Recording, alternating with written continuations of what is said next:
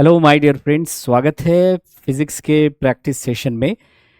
Physics में हमने optics से स्टार्ट किया है, यानी लाइट के क्वेश्चन से स्टार्ट किया है और उसमें हम बिल्कुल टॉपिक वाइज प्रैक्टिस करवा रहे हैं आपको। रिफ्लेक्शन ऑफ लाइट की प्रैक्टिस हो चुकी है। हम लोगों ने शुरू किया रिफ्रैक्शन ऑफ लाइट, मतलब प्रकाश का अपवर्तन, और उसका पार्ट 2 हम लोगों ने स्टार्ट आज करना है। तो उम्मीद करता हूं कि आपने पार्ट 1 देख लिया होगा रिफ्रैक्शन का।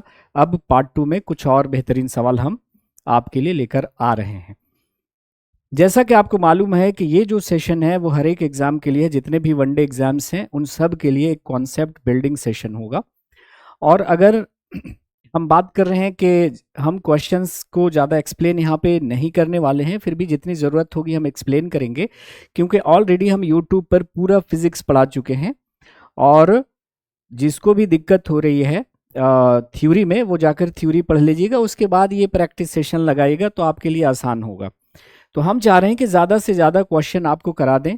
ऑलरेडी यूट्यूब पर फ्री ऑफ कॉस्ट हमने दे रखा है, वो उसके लिए किसी को कोई फ़ी पे नहीं करना है, आप उसको पढ़ सकते हैं। तो चलिए शुरू करते हैं आज के सेशन का। पहला सवाल बहुत ही खूबसूरत सवाल है, हर एक एग्जाम में पूछा गया है, यहाँ तक कि नीट में भी पूछा गया है और फिर चुरा कर आप लोगों के एग्जाम में रखा गया है। क्वेश्चन कह रहा है कि air bubble in water, water के अंदर एयर बबल होता है या कांच के अंदर एयर बबल होता है, वो कैसा बिहेव करेगा, कॉन्वेक्स लेंस के जैसा कि कॉनकेव लेंस के जैसा बिहेव करेगा, ये क्वेश्चन पूछ रहा है ना। तो भाई मिरर की तरह तो बिहेव नहीं करेगा, लेंस की भांति बिहेव करेगा। तो मिरर जहां पे वहां पे काट दो, तो हमारा बचा दो ही ऑप्शन, कॉन्वेक्स और कॉनकेव लेंस, है ना। कैसा बिहेव करेगा, तो पानी या कांच में हवा का बुलबुला, पानी या कांच के अंदर हवा का बुलबुला कैसा बिहेव करेगा। तो ये समझ लो, ये है वाटर आपका, ये है वाटर, ये है आपका जल, और उसके अंदर ये एयर है, ये है वायु का बुलबुला। तो पानी या कांच के अंदर वायु का बुलबुला अगर रखा हुआ है तो बताओ, ये तो आपका रेयरर मीडियम हो जाएगा, एयर विरल माध्यम हो जाएगा। और एयर के रिस्पेक्ट में ये वाला कैसा हो गया, डेंसर मीडियम, सघन माध्यम, वाटर सघन माध्यम है। तो ये हवा का बुलबुला है और यहाँ पे हमने एक नॉर्मल ड्रॉ किया है, यहाँ पे हमने एक नॉर्मल ड्रॉ किया है। देखिए अब जो है ये प्रकाश की किरण कहाँ से कहाँ जा रही है, आपकी जा रही है डेंसर मीडियम से रेयरर मीडियम में, पानी से हवा में, पानी के अंदर हवा का बुलबुला है। तो नॉर्मल से दूर भागेगी कि नॉर्मल की तरफ भागेगी, बताओ। नॉर्मल से दूर भागेगी कि नॉर्मल की तरफ भागेगी, बताइए। तो ये पानी के अंदर या कांच के अंदर हवा का बुलबुला है। तो देखिए ये मान लिया कि लाइट जा रही है, ये लाइट जा रही है पानी से आपके कांच में, तो ये नॉर्मल की तरफ भागेगी कि नॉर्मल से दूर भागेगी। तो आप कहिएगा सर नॉर्मल से दूर भागेगी, ऐसे भागेगी, ये नॉर्मल है ना आपका, तो नॉर्मल से दूर भागेगी। यानी लाइट क्या हो रही है, डाइवर्ज हो रही है। लाइट क्या हो रही है, डाइवर्ज हो रही है। तो लाइट को डाइवर्ज कौन करता है, कॉनकेव लेंस क्या करता है, लाइट को डाइवर्ज करता है ना। इसलिए कॉनकेव लेंस को हम डाइवर्जिंग लेंस कहते हैं।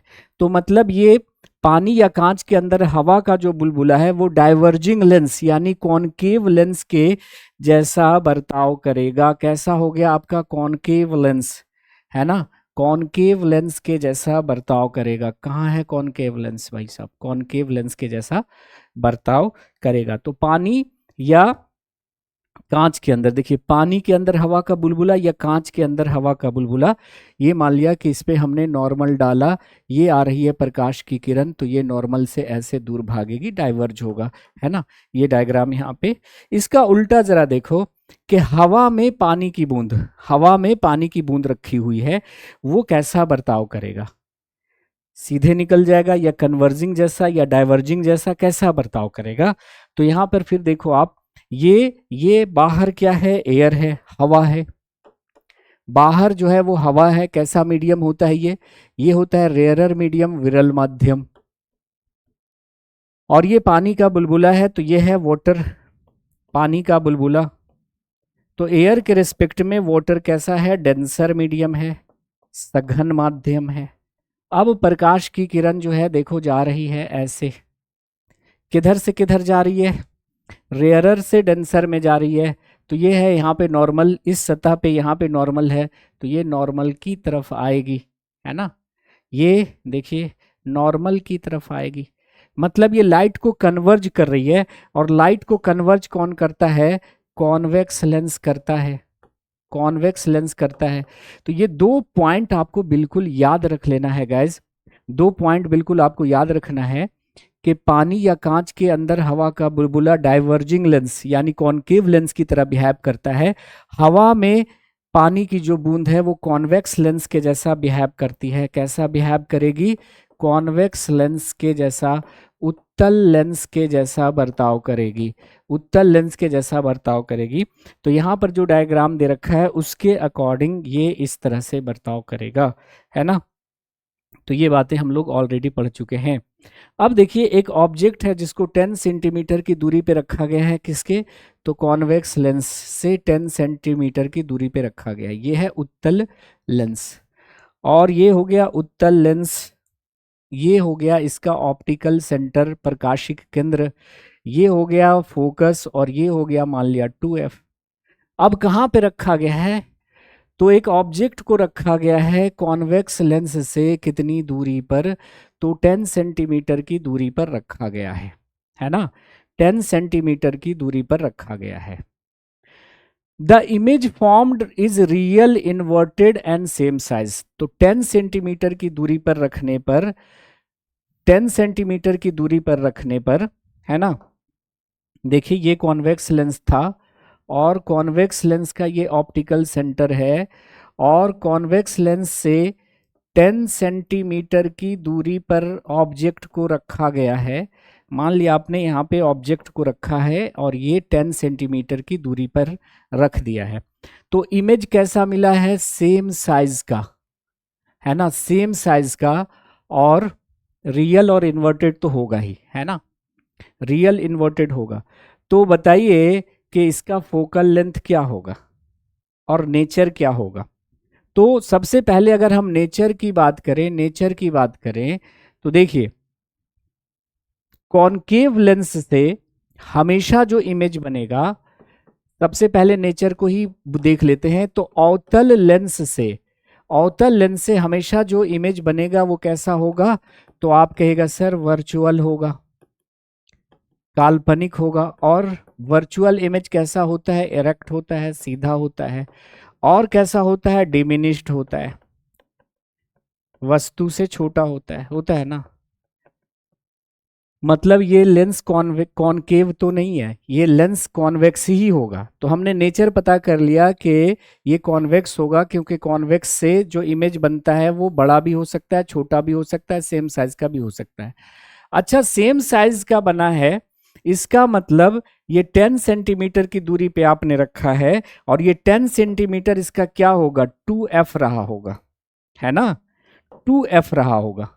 अगर मिरर है तो सेंटर ऑफ कर्वेचर पे रखने पर सेम बनता है, और लेंस है तो 2F पे रखने पे सेम बनता है। तो ये अगर 2F है तो यहां पर आपका F रहा होगा, है ना, F रहा होगा। तो 2F इसका 10 सेंटीमीटर है, तो F कितना हो जाएगा? 5 सेंटीमीटर, 5 सेंटीमीटर। तो 10 सेंटीमीटर की दूरी पर रखने पर इमेज सेम साइज का बना है, मतलब ये 10 सेंटीमीटर क्या होगा? 2F होगा। कॉन्वेक्स लेंस से 2F की दूरी पर रखने पर ही इमेज सेम साइज का बनता है। वो 6 केसेस आपको याद होने चाहिए इस क्वेश्चन को बनाने के लिए। तो 2F अगर 10 सेंटीमीटर है तो F कितना होगा? 5 सेंटीमीटर। और नेचर तो आपको बता दिया, कन्वर्जिंग होगा यानी कॉन्वेक्स लेंस होगा। तो ऑप्शन नंबर ए हमारा जो है वो सही उत्तर हो गया। तो इसमें पूरा का पूरा कॉन्सेप्ट लग रहा है जो आपने केसेस पढ़े थे। 2 ग्लास लेंस है जिसका फोकल लेंथ सेम है, 2 लेंस हैं जिनका फोकल लेंथ सेम है, लेकिन एक है जो कॉन्वेक्स और दूसरा जो है वो कॉनकेव है। दोनों को अगर हम कांटेक्ट में रखते हैं तो कॉम्बिनेशन कैसा बिहेव करेगा? जैसे मान लिया कि हमारे पास एक लेंस है, एक लेंस है ना, इसका भी पावर 1 डायोप्टर है, और ये दूसरा लेंस है, इसका भी पावर 1 डायोप्टर है। तो इसका हो जाएगा +1, इसका हो जाएगा -1। कॉन्वेक्स लेंस की पावर प्लस होती है, कॉनकेव लेंस की पावर -1 होती है। अब दोनों को एक साथ रखेंगे तो कॉम्बिनेशन का पावर कितना हो जाएगा? तो पावर के लिए सीधे हम जोड़ देते हैं, P1 + P2 कर दीजिएगा, लेकिन साइन के साथ। तो P1 है 1 डायोप्टर और P2 है एक डायोप्टर, लेकिन माइनस में है, तो 1 - 1 बराबर 0। तो पावर 0 है, इसका मतलब ये ग्लास स्लैब की तरह बिहेव करेगा, कांच की पट्टी की तरह बिहेव करेगा। देखो, है ना, ये जो सन ग्लास होता है, ये जो ग्लास स्लैब होता है, कांच की पट्टी होता है, इसका पावर क्या होता है? 0 होता है। ना तो ये रे ऑफ लाइट को डाइवर्ज करेगा, ना तो कन्वर्ज करेगा, सीधे निकल जाएगा। लेकिन इसी इसी कांच को हमने ऐसा शेप दे दिया, तो अब ये लाइट को ऐसे कन्वर्ज करेगा। ऐसा शेप दे दिया तो लाइट को क्या करेगा? डाइवर्ज करेगा। लाइट को क्या करेगा? डाइवर्ज करेगा। तो प्लेन ग्लास शीट की तरह बिहेव करेगा, समतल कांच की पट्टी के जैसा बर्ताव करने लगेगा। ठीक है जी, बात आ रही समझ में सबको बच्चा? अब आ जाओ यहां पे, एक क्वेश्चन है कि मैग्निफिकेशन, देखो मैग्निफिकेशन का कॉन्सेप्ट पिछले क्लासेस में आपको बताया था। कोई लेंस है, उससे मैग्निफिकेशन +2 हो रहा है। इसका मतलब क्या है? मैंने आपको बताया था मैग्निफिकेशन में दो चीजें होती हैं। एक उसका होता है साइन, जो नेचर को बताता है। तो प्लस कहने का मतलब है कि इमेज का नेचर कैसा है, तो आप कहोगे सर वर्चुअल है, काल्पनिक है। और काल्पनिक होगा तो कैसा होगा? सीधा होगा, याद है। और 2 कहने का मतलब है कि 2 गुना बड़ा है, 2 गुना बड़ा है। इमेज जो है वो 2 गुना बड़ा है ऑब्जेक्ट से।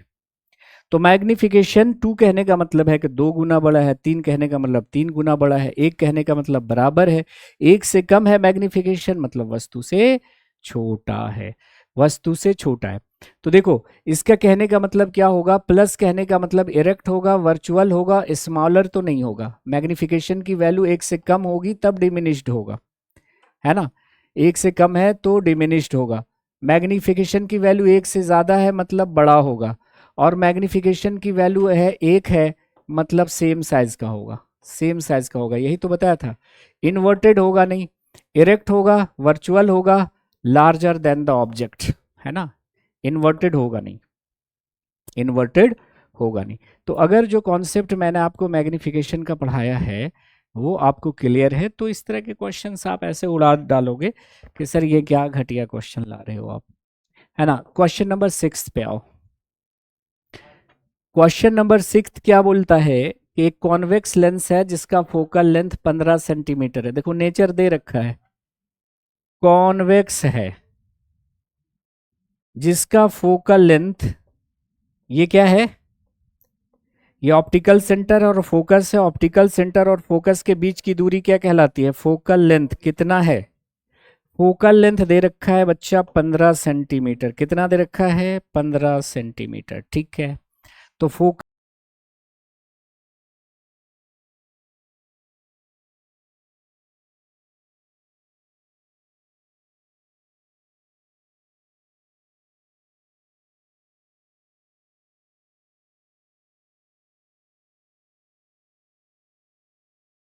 देखो जी, क्वेश्चन नंबर 6 कहता है कि एक कॉन्वेक्स लेंस है, कॉन्वेक्स लेंस है जिसका फोकल लेंथ 15 सेंटीमीटर है। क्या है? 15 सेंटीमीटर है। तो ये मान लिया कि कॉन्वेक्स लेंस है, ये इसका ऑप्टिकल सेंटर है, ये फोकस है। तो ऑप्टिकल सेंटर और फोकस, प्रकाशिक केंद्र और फोकस के बीच की दूरी फोकस दूरी कहलाती है, फोकल लेंथ कहलाती है, 15 सेंटीमीटर है। बोलता है कि भाई इस कॉन्वेक्स लेंस के सामने हम कहां पर ऑब्जेक्ट को रखें कि इमेज सेम साइज का हो, वस्तु को कहां पर रखें कि प्रतिबिंब समान आकार का हो। तो कॉन्वेक्स लेंस के सामने हम वस्तु को कहां पर रखते हैं कि सेम साइज का होता है? तो आप कहिएगा सर 2f पे रखते हैं। ये f है जितना, तो उतना और लेंगे, सेम डिस्टेंस, तो ये 2f कहलाएगा। तो अगर मान लिया f इसका 15 है तो 2f क्या हो जाएगा? यहां से फिर से 15 हो जाएगा, तो 2f कितना हो गया टोटल आपका? 30 सेंटीमीटर। तो 30 सेंटीमीटर आपका उत्तर हो गया। अरे फोकल लेंथ इसका 15 है तो 2f कितना हो जाएगा? 30 हो जाएगा ना।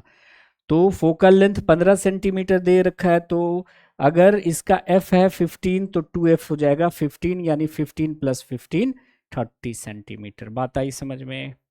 तो बड़ा ही आसान सा क्वेश्चन था।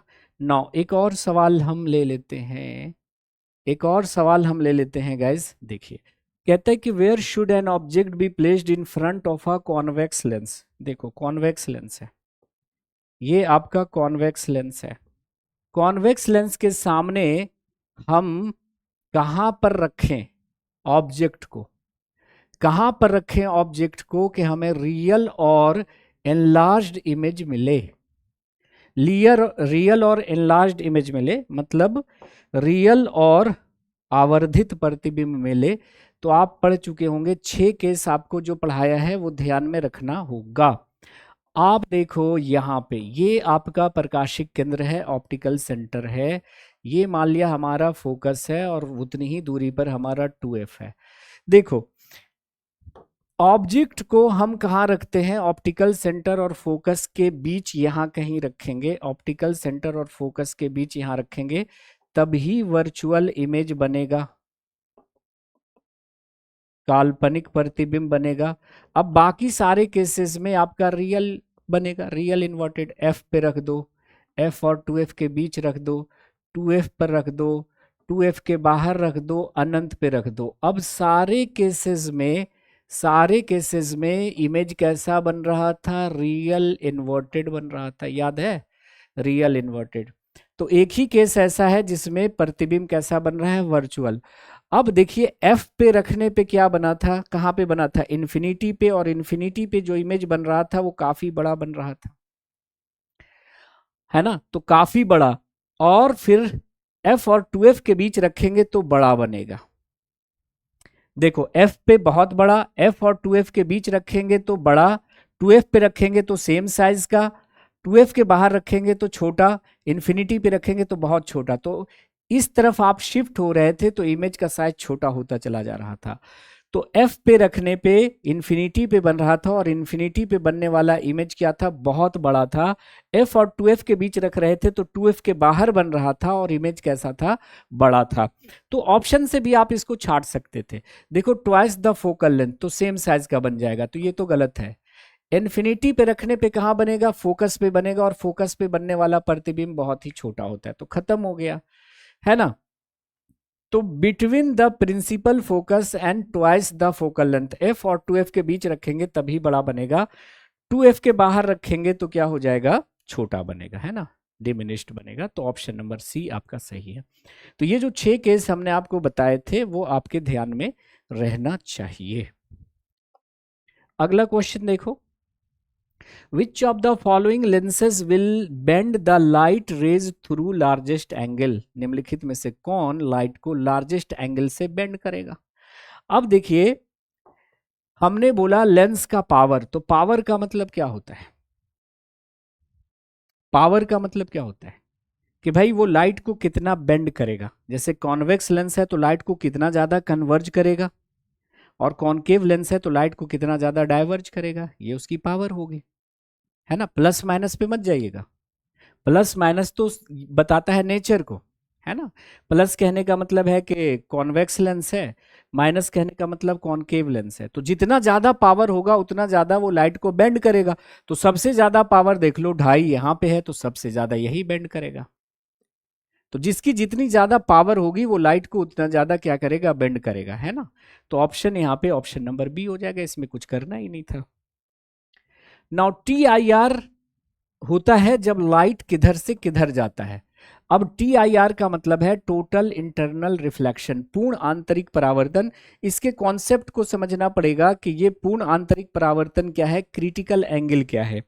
तो देखिए पूर्ण आंतरिक परावर्तन के लिए पहली शर्त है कि लाइट को किधर से किधर जाना है, डेंसर से रेयरर में जाना है, सघन से विरल में जाना है, डेंसर से रेयरर में जाना है। जैसे मान लिया ये यहाँ पे आपका ग्लास है, कांच है, और ये हमारा एयर है, एयर से रेयरर मीडियम तो कोई है ही नहीं।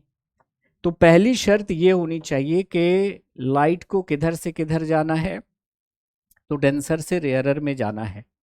कांच से जा रही है कहाँ पे, कांच से जा रहा है कहाँ पर, एयर में। तो ये सेम मीडियम रहता तो लाइट ऐसे सीधे निकल जाती, लेकिन जैसे ही एयर में जाएगा इसकी वेलोसिटी बढ़ जाएगी, सो ये ज़्यादा दूरी तय करेगा, तो ज़्यादा दूरी तय करेगा तो ये नॉर्मल से दूर भागेगा। तो ये देखिए यहाँ पे हो जाएगा आई और यहाँ पे हो जाएगा आर, है ना, इंसिडेंट रे रिफ्रैक्टेड रे, ये लाइट जा रही है, रिफ्लेक्ट हो रही है। अब अगर हम बढ़ाते जाते हैं, आई को बढ़ाते जाते हैं, तो हमारा आर भी बढ़ता चला जाएगा। ये देखो बढ़ेगा ना, ये हुआ आई और ये हुआ हमारा आर। हम बढ़ाते चले जा रहे हैं, ठीक है, हम बढ़ाते चले जा रहे हैं किसको, आई की वैल्यू को। बढ़ाते जाइए बढ़ाते जाइए बढ़ाते जाइए, एक ऐसा समय आएगा, एक ऐसा समय आएगा कि आई के किसी वैल्यू पर ये लाइट 90 डिग्री से रिफ्रैक्ट करेगी। ये आई हो गया और ये हमारा आर हो गया। आर कितना हो गया, 90 डिग्री। तो ऐसे बेंड कर, एंगल ऑफ इंसिडेंस को बढ़ाते जाइए, आपतन कोण के मान को बढ़ाते जाइए बढ़ाते जाइए बढ़ाते जाइए। एक ऐसा समय आएगा कि ये लाइट रे इस ग्लास के सरफेस को चूमती हुई निकल जाएगी, निकल जाएगी ना, ऐसा देखिए, ये ऐसे गई, ऐसे निकल गई। तो ये आपतन कोण का वह मान जिसके लिए परावर्तन कोण का मान 90 डिग्री हो जाए। ये परावर्तन कोण कितना हो गया, 90 डिग्री हो गया। इस एंगल को हम क्या कहते हैं, क्रिटिकल एंगल कहते हैं, सी कहते हैं। तो आपतन कोण का वह मान जिसके लिए अपवर्तन कोण 90 डिग्री हो जाए, 90 डिग्री हो जाए, क्या कहलाता है, क्रांतिक कोण, क्रिटिकल एंगल। अब हमने एंगल ऑफ इंसिडेंस की वैल्यू थोड़ी सी भी बढ़ाई, है ना, एंगल ऑफ इंसिडेंस की वैल्यू हमने और बढ़ाया थोड़ा सा, तो क्या हो जाएगा, ये लाइट इसी माध्यम में लौट जाएगी, लाइट इसी माध्यम में लौट जाएगी। इसी को हम क्या कहते हैं, याद कीजिए, TIR कहते हैं, टोटल इंटरनल रिफ्लेक्शन कहते हैं, पूर्ण आंतरिक परावर्तन कहते हैं। तो आपतन कोण का वह मान जिसके लिए अपवर्तन कोण 90 डिग्री हो जाए क्या कहलाता है, क्रांतिक कोण कहलाता है। और अब हमने आपतन कोण का मान क्या कर दिया है, क्रांतिक कोण से बढ़ा दिया है। आई हमारा क्या हो गया, सी से ज्यादा हो गया, तो लाइट इसी माध्यम में लौट जाएगी। इसी घटना को हम पूर्ण आंतरिक परावर्तन कहते हैं। तो पूर्ण आंतरिक परावर्तन की हमने दो शर्तें आपको बता रखी हैं। एक क्या, कि लाइट को डेंसर से रेयरर में जाना चाहिए, सघन से विरल में जाना चाहिए, और आपतन कोण का मान क्रांतिक कोण से अधिक होना चाहिए। क्रांतिक कोण पे तो सीधे निकल जाएगा। अब इस आपतन कोण के मान को क्रांतिक कोण से थोड़ा सा बढ़ाइएगा तो लाइट उसी माध्यम में लौट जाएगी। अब पूछ रहा है कि TIR कब होगा, जब लाइट किधर से किधर जाएगी। देखो ये है रेयरर, ये है डेंसर, होगी नहीं, एयर और वाटर के रिस्पेक्ट में डेंसर, वाटर और ग्लास के रिस्पेक्ट में देखो ये रेयरर ये डेंसर, है ना, यहां पे भी रेयरर से जा रही है डेंसर में, ठीक है, ग्लास जो है रेयरर है, डायमंड जो है वो डेंसर है। तो बच गया हमारा कौन, ऑप्शन नंबर डी, डायमंड सघन माध्यम और कांच विरल माध्यम। So light must travel from denser medium to rarer medium, प्रकाश को सघन से विरल की ओर जाना चाहिए और आपतन कोण का मान क्रांतिक कोण से अधिक होना चाहिए। The angle of incidence must be greater than the critical angle. ये दो शर्तें मैंने आपको पढ़ाई होंगी, ठीक है। चलो अब आ जाइए, which of the following statement is are correct for critical angle. Critical angle क्या था, अभी बताया आपको, अभी मैंने बताया कि अगर प्रकाश की किरण सघन से विरल में जा रही है ना, और आपतन कोण के मान को आप बढ़ाते जा रहे हैं, एक समय ऐसा आएगा कि ये एंगल ऑफ रिफ्रैक्शन 90 डिग्री हो जाएगा, उसी को हम क्रिटिकल एंगल कहते हैं, है ना। तो क्रिटिकल एंगल कहने का मतलब है कि एंगल ऑफ रिफ्रैक्शन कितना होगा, 90 डिग्री। आपतन कोण का वह मान जिसके लिए अपवर्तन कोण 90 डिग्री हो जाए क्रांतिक कोण कहलाता है, ठीक है। लाइट गोज फ्रॉम रेयरर से डेंसर ना, गलत, light goes from denser medium to rarer medium. तो पहला और तीसरा हमारा जो है वो सही हो गया। तो पहला और तीसरा हमारा ऑप्शन नंबर 2 में है। तो लाइट को डेंसर से रेयरर में जाना चाहिए, प्रकाश को सघन से विरल में जाना चाहिए। अपवर्तन कोण कितना होना चाहिए, अपवर्तन कोण कितना होना चाहिए, 90 डिग्री होना चाहिए। तो आपतन कोण का वह मान जिसके लिए अपवर्तन कोण 90 डिग्री हो जाए क्रांतिक कोण कहलाता है, ठीक है। Working of endoscopy and laparoscopy is based on. तो जो आप इंडोस्कोपी करवाते हैं, लेप्रोस्कोपी करवाते हैं, ये किस पे बेस्ड होता है? तो ये सब बेस्ड होता है TIR पे। तो टोटल इंटरनल रिफ्लेक्शन पे आधारित है आपका एंडोस्कोपी और लेप्रोस्कोपी, जिसको हमने थ्योरी में काफ़ी डिटेल से पढ़ाया है। अगला क्वेश्चन देखिए, ऑप्टिकल फाइबर जो है वो किस पे आधारित है? तो ऑप्टिकल फाइबर भी टोटल इंटरनल रिफ्लेक्शन पे आधारित है। ऑप्टिकल फाइबर पतला सा फाइबर होता है जिसमें एक बार लाइट गई तो इस तरह से ये रिफ्लेक्ट होती चली जाती है। तो उत्तर हो जाएगा टोटल इंटरनल रिफ्लेक्शन। ठीक है, ये सब पूछे गए सवाल आपके हैं। Which of the following is not due to total internal reflection? निम्नलिखित में से कौन जो है वो पूर्ण आंतरिक परावर्तन के कारण नहीं होता? तो पूर्ण आंतरिक परावर्तन से संबंधित घटनाएं हमने आपको बताई थी कि ऑप्टिकल फाइबर किस पे आधारित है। ऑप्टिकल फाइबर की वर्किंग, प्रकाशिक तंतु की वर्किंग किस पे आधारित है? TIR पे। और ऑप्टिकल फाइबर का इस्तेमाल हम लोग टेलीकम्युनिकेशन में करते हैं। जियो का नेटवर्क क्या है? टोटल ऑप्टिकल फाइबर पे बेस्ड है। और एंडोस्कोपी, लेप्रोस्कोपी में करते हैं। उसके बाद जो डायमंड है, डायमंड की जो जगमगाहट है उसकी वजह क्या होती है? TIR। हमने कहा था कि हीरे को इस तरह से तराशा जाता है कि उसमें एक बार लाइट गई तो वापस नहीं लौटती। उसके बाद जो मरुस्थल हैं, मरुस्थल में जो मृग मरीचिका या मृग तृष्णा बनती है ना, मृग मरीचिका या मृग तृष्णा, मिराज जो बनता है मरुस्थलों में, उसकी वजह भी TIR होती है। उसके बाद जो ध्रुवीय क्षेत्रों में लूमिंग बनती है, लूमिंग, ये भी TIR की वजह से होती है, जिसमें कोई शिप हवा में ऐसे टंगा हुआ लटका हुआ महसूस होता है।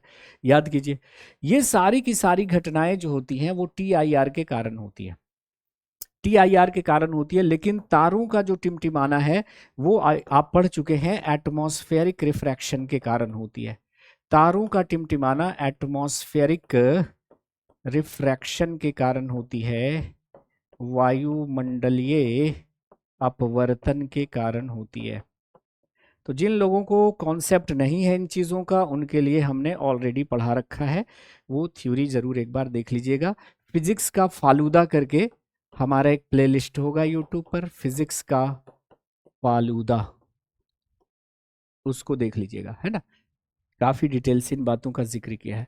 When total internal reflection takes place, पूर्ण आंतरिक परावर्तन कब होगा? तो देखिए, हमने कहा था कि पूर्ण आंतरिक परावर्तन तब होगा जब प्रकाश की किरण किधर से किधर जाएगी? डेंसर से रेयरर में जाएगी। डेंसर से रेयर, जैसे कांच में जा रही है, ये हमने क्या किया? लाइट डाला, दूर भागेगी नॉर्मल से। ये हुआ I, ये हुआ R। एंगल ऑफ इंसिडेंस को हम बढ़ाते जाएंगे तो एंगल ऑफ रिफ्रैक्शन भी हमारा बढ़ता जाएगा। देखिए, और बढ़ाते जाइए, बढ़ाते जाइए, बढ़ाते जाइए। एक समय ऐसा आएगा, एक समय ऐसा आएगा कि ये प्रकाश की किरण कांच के सरफेस को ऐसे ग्रेज करती हुई, चूमती हुई निकल जाएगी। तो आपतन कोण का वह मान जिसके लिए अपवर्तन कोण कितना हो जाए? 90 डिग्री हो जाए, इसी को हम क्या बोलते हैं? क्रांतिक कोण। देखो, ये आपतन कोण है ना, तो आपतन कोण का वह मान जिसके लिए अपवर्तन कोण 90 डिग्री हो जाए। ये लाइट अब ऐसे निकल गई ना, तो क्या हो गया? 90 डिग्री हो गया। अब हमने एंगल ऑफ इंसिडेंस को थोड़ा सा भी बढ़ाया, ये देखो, तो लाइट इसी माध्यम में लौट जाएगी। इसी को TIR बोलते हैं, कहते हैं ना। तो टोटल इंटरनल रिफ्लेक्शन के लिए दो शर्तें हैं कि light must travel from denser medium to rarer medium. Light must travel from denser medium to rarer medium, प्रकाश को सघन से विरल की ओर जाना चाहिए। और दूसरी कंडीशन थी कि I must be greater than C। ये C से ज्यादा आप बढ़ाएंगे एंगल ऑफ इंसिडेंस को, तभी ये लाइट लौटेगी। तो when angle of incidence is 90 degree, गलत। When angle of incidence is less than critical angle, गलत। When angle of incidence is greater than the critical angle, सही। जब आपतन कोण क्रांतिक कोण से अधिक हो। तो आपतन कोण का मान क्रांतिक कोण से अधिक होगा, तभी क्रांतिक कोण पे तो सीधे निकल जाएगी, बढ़ाएंगे तो इसी माध्यम में लौटेगी। ठीक है जी, अगले क्वेश्चन पे चलते हैं। The sparkling of diamond and the signal communication through the optical fibre is due to. हीरे की चमक और ऑप्टिकल फाइबर में सिग्नल जो जाता है उन सब की वजह याद ही कर लीजिए अब, टोटल इंटरनल रिफ्लेक्शन। तो कितने तरह से सवाल पूछे गए हैं देखिए, हर एक एग्जाम से हमने चुनिंदा सवाल निकाले हैं, है ना। एक ही लहजे का सवाल है लेकिन उसको अलग अलग घुमा फिरा कर पूछा गया है, ठीक है। अगले सवाल पे चलते हैं। Which one of the following statement is not correct. Not पे ध्यान दीजिएगा, कौन करेक्ट नहीं है, कौन करेक्ट नहीं है। बोलता है कि मिराज यानी मृग मरीचिका एक ऑप्टिकल इल्यूजन होता है, एक प्रकाशिक भ्रम होता है जो टोटल इंटरनल रिफ्लेक्शन यानी पूर्ण आंतरिक परावर्तन की वजह से होता है। सही के गलत, आप कहोगे सर एकदम परम सत्य है। फिर है कि कॉनकेव मिरर सर्च लाइट में यूज होता है, परम सत्य है। कॉनकेव मिरर का इस्तेमाल, अवतल दर्पण का इस्तेमाल सर्च लाइट, टॉर्च लाइट, है ना, हेडलाइट में किया जाता है। 9। फिर है कि समर में वाइट और लाइट कलर के कपड़े प्रेफर किए जाते हैं और टू डार्क कलर, है ना, डार्क कलर की अपेक्षा गर्मियों में लाइट कलर के कपड़े पसंद किए जाते हैं, प्रेफर किए जाते हैं। बिल्कुल सही है, क्योंकि लाइट कलर जो है वो हीट को, लाइट को कम अवशोषित करेगा, कम गर्मी महसूस होगी। फिर बोलता है कि जो कॉन्वेक्स मिरर होता है with a small aperture is used by the doctor to examine ear, nose and throat। यही आपका गलत है, हमें गलत ही चुनना था।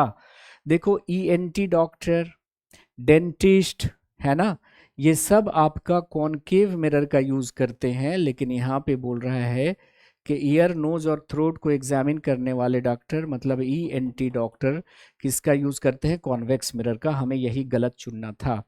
तो ये सारे कॉन्सेप्ट को अभी तक जो भी आपने पढ़ा है उसको मिलाकर आपसे क्वेश्चन पूछ लिया है। नाउ आगे चलते हैं। Total internal reflection can takes place when light travels from. पूर्ण आंतरिक परावर्तन की घटना होगी जब प्रकाश जाएगी हीरे से कांच में, पानी से कांच में, हवा से जल में, हवा से कांच में। तो लाइट को किधर से किधर जाना चाहिए, डेंसर से रेयरर में जाना चाहिए। डायमंड का कितना होता है 2.4, ग्लास का कितना होता है 1.5। तो देखो ये हो गया डेंसर और ये हो गया आपका रेयरर, पहला ही ऑप्शन सही हो गया। वाटर और ग्लास के रिस्पेक्ट में वाटर रेयरर है, ग्लास डेंसर है, खत्म। एयर रेयरर है, वाटर डेंसर है। एयर रेयरर है, ग्लास डेंसर है। तो सही हमारा हो गया ऑप्शन नंबर ए। हुआ। चलिए एक असर्शन रीजन वाला क्वेश्चन ले लेते हैं। असर्शन कहता है कि डायमंड जो चमकता है वो ज्यादा चमकता है, कैसा, ग्लास की अपेक्षा। यानी हमने कांच का और डायमंड का सेम आकृति का जेवर बनाया तो डायमंड ज्यादा चमकेगा कांच की बनिस्बत, सो बोल रहा है। फिर बोलता है कि the refractive index of diamond is less then the glass. देखो कांच का कितना होता है 1.5 होता है और डायमंड का रिफ्रैक्टिव इंडेक्स होता है 2.4। तो डायमंड का रिफ्रैक्टिव इंडेक्स ज्यादा होता है कांच से, लेकिन ये कह रहा है कि कम होता है, तो रीजन हमारा गलत हो गया, असर्शन सही हो गया। ठीक है, तो असर्शन रीजन दोनों सही है, असर्शन और रीजन दोनों सही है, असर्शन सही है, रीजन गलत है। ऑप्शन नंबर सी सही उत्तर होने वाला है। Consider the following statements. निम्नलिखित कथनों पर विचार करिए। ठीक है, क्या बोल रहे हैं कि fibre optics is based on the principle of total internal reflection. Yes, fibre optics, optical fibre किस सिद्धांत पे काम करता है, किस सिद्धांत पे आधारित है, तो टोटल इंटरनल रिफ्लेक्शन पे आधारित है, पूर्ण सत्य है। फिर बोलता है कि ऑप्टिकल फाइबर कम्युनिकेशन सिस्टम में पावर कंजप्शन जो होता है वो कम होता है, बिल्कुल सही है, इसमें पावर कंजप्शन कम होता है, तो ये भी सही है। Optical fibre communication are free from radio frequency interference. बिल्कुल, ऑप्टिकल फाइबर में रेडियो फ्रीक्वेंसी इंटरफेरेंस का कोई लेना देना नहीं है, ये भी सही है। चौथा कहता है कि in India Reliance group of industries is engaged in the manufacture of the optical fibre. Reliance group industry जो है वो ऑप्टिकल फाइबर जो है वो बनाता है ना, ये वाला गलत है। ये एक टेलीकम्युनिकेशन सर्विस प्रोवाइड करता है आपको, ऑप्टिकल फाइबर का निर्माण नहीं करता। तो मतलब पहला दूसरा तीसरा और क्या हो गया, पहला दूसरा तीसरा जो है वो सही हो गया, चौथा गलत हो गया। तो पूछ क्या रहा है कि करेक्ट कौन सा है, तो पहला दूसरा और तीसरा, पहला दूसरा और तीसरा जो है वो करेक्ट है, चौथा गलत है ना। 20 नंबर का क्वेश्चन है कि consider the following natural phenomena, निम्नलिखित फिनोमेना को, घटनाओं को पढ़िए। टेरेस्टेरियल हीटिंग, पृथ्वी जो है वो हीट हो रही है, और हीट होने की वजह से पृथ्वी के टच में जो एयर है वो रेयरर मीडियम, और ऊपर जो है वो डेंसर मीडियम की तरह बर्ताव कर रहा है, ठीक है। और लाइट आ रही है जिसकी वजह से टोटल इंटरनल रिफ्लेक्शन हो रहा है। Reflection of light, refraction of light, diffraction of light पूछ रहा है कि due to which these phenomena mirage formed, इनमें से किसकी वजह से मिराज का फॉर्मेशन होता है। मिराज का फॉर्मेशन होता है तो क्या हो रहा है, टेरेस्टेरियल हीटिंग हो रही है ना, पृथ्वी गर्म हो रही है, पृथ्वी के टच में जो एयर है वो रेयरर मीडियम की भांति, उसके ऊपर जो है वो डेंसर मीडियम की भांति, डेंसर से रेयरर में लाइट आ रही है, रिफ्लेक्ट हो रही है, रिफ्रैक्ट हो रही है, जिसकी वजह से क्या हो रहा है, रिफ्रैक्शन हो रहा है, जिसकी वजह से आपको मिराज का फॉर्मेशन हो रहा है। तो पहला और तीसरा यहाँ पे हमारा सही उत्तर हो गया, पहला और तीसरा हमारा सही उत्तर हो गया गाइज, ठीक है। तो ये था रिफ्रैक्शन ऑफ लाइट, जिसमें हम लेंसेज की बात करी है, टोटल इंटरनल रिफ्लेक्शंस की बात करी है, उनसे पूछे गए तमाम बेहतरीन सवालात हमने यहाँ पे रखे हैं, जो आपके हर एक एग्ज़ाम के लिए इम्पॉर्टेंट होंगे। तो इस सेशन को आप अपने सभी दोस्तों तक शेयर करिएगा, ताकि ज़्यादा से ज़्यादा लोग इस सेशन का फ़ायदा उठा सकें, क्योंकि आप जानते हैं कि आजकल जो है थंबनेल पे हम लिखवा दें ये वो, और हर क्वेश्चन पे कुछ ना कुछ लिखवा दें, तो फिर लगता है कि अरे ये हमारे काम का है। लेकिन हमने ये जो सीरीज़ स्टार्ट करी है वो हम अपने स्टूडेंट्स के लिए हमने स्टार्ट करी है, जो ऑलरेडी हमसे थ्योरी पढ़ चुके हैं और जो सच में सिलेक्शन लेना चाहते हैं। तो बिल्कुल ये कॉन्सेप्ट बिल्डिंग सेशन है, जो हमने थ्योरी पढ़ा है उसके मद्देनज़र यहाँ पे क्वेश्चंस हैं जो हर एक एग्ज़ाम में पूछे जाएंगे, है ना। तो फेसबुक और इंस्टा पे हम आपके साथ ज़ुबैर एहसानी के नाम से जुड़े हुए हैं, टेलीग्राम हमारा है साइंस का सुरूर, Facebook page science by Zubair Ehsani के नाम से ही है ना। आप इनमें से किसी से भी जुड़ना चाहते हैं तो इस क्यूआर कोड को आप स्कैन करेंगे तो आप हमसे जुड़ सकते हैं। तो अपने तमाम दोस्तों के साथ, जो भी पढ़ने वाले बच्चे हैं उनके साथ शेयर कीजिएगा, ताकि वो जो है इसका फ़ायदा उठा सके। स्कोर ज़रूर बताइएगा अपना कि आपका क्या स्कोर रहा, आप किस मतलब राज्य से बिलोंग करते हैं। तो आज के सेशन को हम यहाँ पे समाप्त करना चाहेंगे। Have a nice day, take care, bye bye, जय हिंद, thank you very much, see you again.